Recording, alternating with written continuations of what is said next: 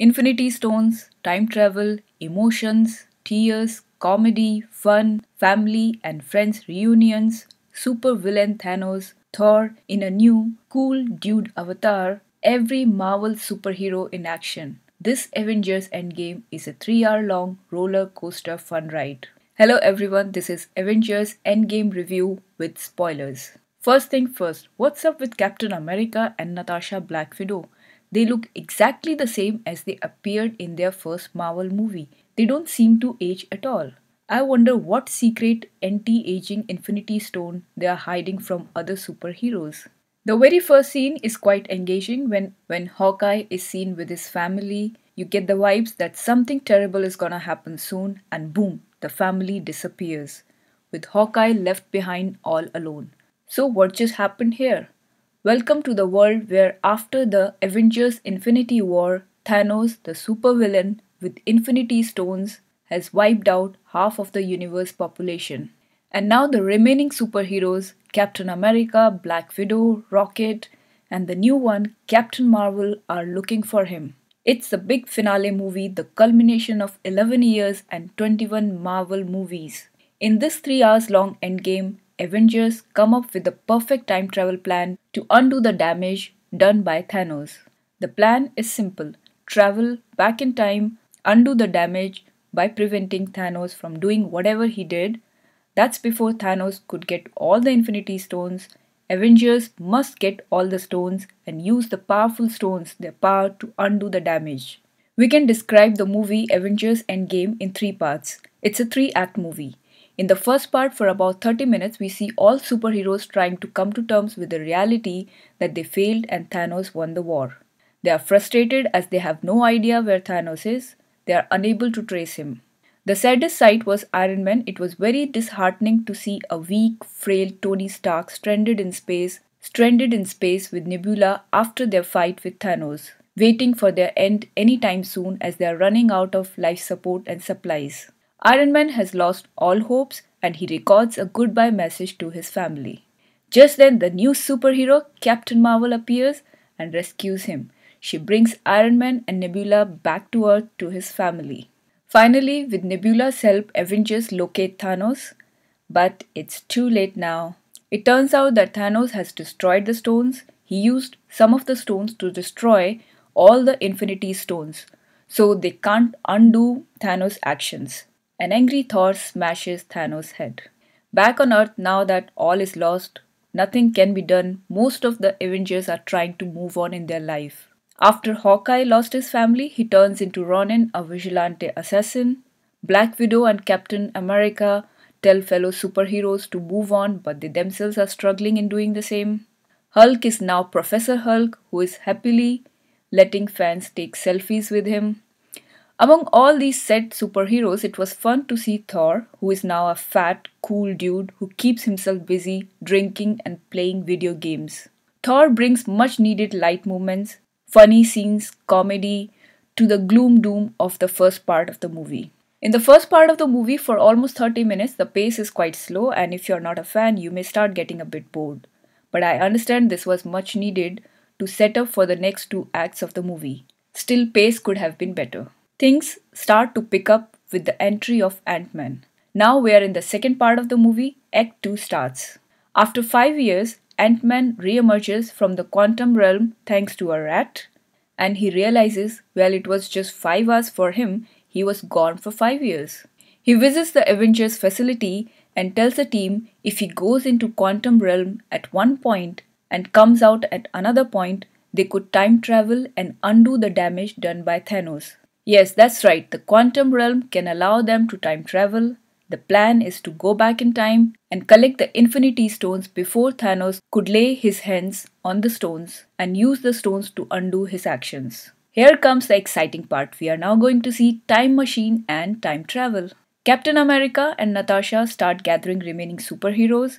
At first, Tony Stark is not on board with them as he wants to live a normal life with his family, his daughter.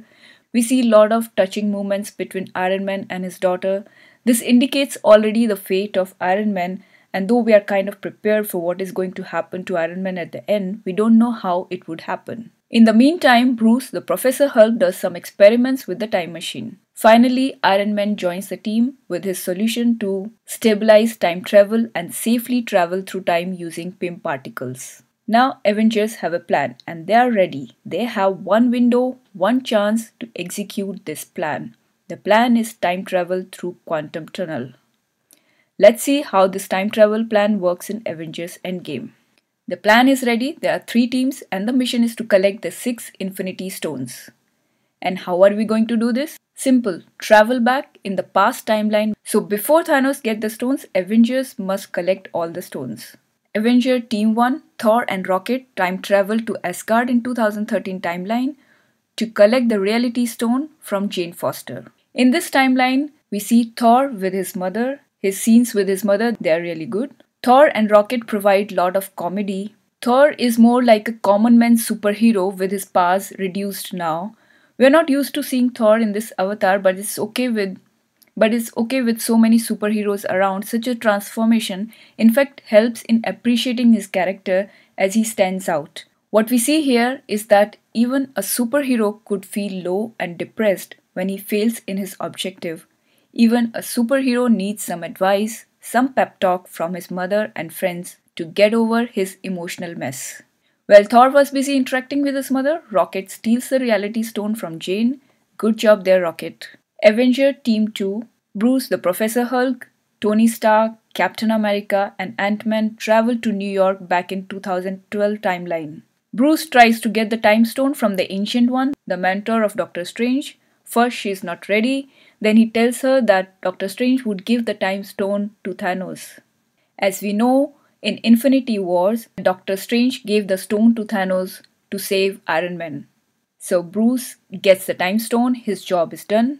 Captain America gets the Mind Stone from undercover Hydra agents. Now one stone is remaining, Space Stone. Iron Man and Ant-Man almost get the Space Stone, but they lose it due to 2012 Hulk, and Loki manages to escape with the Space Stone. Oh no, have they messed up their one chance to fix everything? No worries, Iron Man got a solution. Using their PIM particles, Iron Man and Captain America travel back in time much way back in 1970s to the US Army's camp to steal an earlier version of the Space Stone. They also steal PIM particles so that they can return to the present timeline. In this 1970 timeline, there are some touching moments. Captain America gets to see Peggy, whereas Iron Man encounters his father. So we get to see some nice family reunions in this timeline. Avenger Team 3, Black Widow and Hawkeye travel to Vormir in 2014 to collect Soul Stone. In this timeline, Natasha sacrifices herself so that Hawkeye could get the Soul Stone, as one must sacrifice a loved one, someone they love, in order to get the Soul Stone. It came as unexpected but not entirely a big surprise, and this time I start hearing fans sobbing around me. It was a bit of emotional moment in the movie. Now in this past 2014 timeline, if Avengers are trying to get all the stones before Thanos can get them, then Thanos is not behind either. Let's see what Thanos and his 2 daughters Nebula and Gamora are doing in this timeline. Thanos doesn't have the Infinity Stones yet, he is looking for the stones. On Morag in 2014 timeline, the good Nebula and War Machine get the Power Stone, but only War Machine returns to Earth in the present time with the stone. Nebula couldn't manage to return to Earth. Why? What happened? Oh, it's the supervillain Thanos. Thanos captures good Nebula. He suspects Nebula and does a memory scan on her that reveals that Nebula would help the Avengers in the future. So through Nebula, Thanos of 2014 timeline learns of present day events and he sends 2014 bad Nebula to the present timeline. Finally, the Avengers come back to Earth. Now that the team has all the Infinity Stones, Bruce, the Professor Hulk, uses the stones to undo the damage done by Thanos. The plan worked. The world has been restored to what it was 5 years back. Perfect. What could go wrong now? Oh, right. It's the bad Nebula from 2014 timeline sent by Thanos. She uses the time machine to transport Thanos and his ship to the present day timeline and he attacks the Avengers facility. So now Thanos is here as well in the present timeline. Now it's time for the Act 3, Part 3 of the movie. Full action packed. The real action. The last 30 minutes of the movie is full on action. Avengers decide to finish off Thanos for the last time. Yes, it's the endgame now. Captain America, Iron Man, and Thor together fight Thanos, but Thanos manages to summon the Black Order and his armies to Earth. Finally, the good Nebula of present timeline with her sister Gamora's help kills the bad Nebula of 2014. Now that Doctor Strange has been restored, he is also there in the present timeline and he transports rest of the Avengers who have been restored also along with the armies of Asgard and Wakanda to the Avengers facility on Earth to fight the big army of Thanos. Though it does feel that it took long to arrive at this final stage of action, but when it starts, it's full on action. The wait was worth, fans' dream come true, all the Marvel superheroes are here. It's the Avengers Endgame, all the Avengers versus Thanos. It's amazing to see all the superheroes together in action. Finally, after 30 minutes of action and fighting, Avengers win and Thanos and his army disintegrate. It's a happy ending for everyone except few like Iron Man.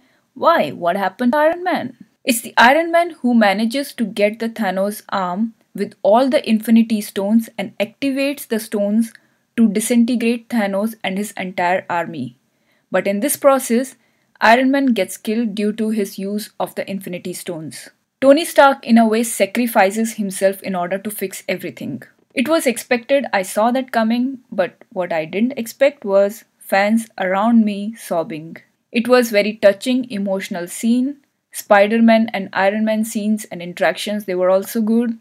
Every superhero comes to the funeral of Tony Stark. It was good to see all the Avengers saying goodbye to Iron Man. It all ends with Captain America returning the Infinity Stones to their original places in time, and Captain America traveling back in time and living in the past with Peggy. Whereas in the present timeline, a much older Captain America passes his Captain America shield onto Sam the Falcon. After 3 hours, it ends and no, there is no post-credit scene. For me, it was a bit long and the first act was slow-paced. But hey, it's the end game, so it's okay. There is everything, emotion, family reunions, reunions of superheroes, action. At the end, how many superheroes we lost? Black Widow, Iron Man, and few others. Captain America is old.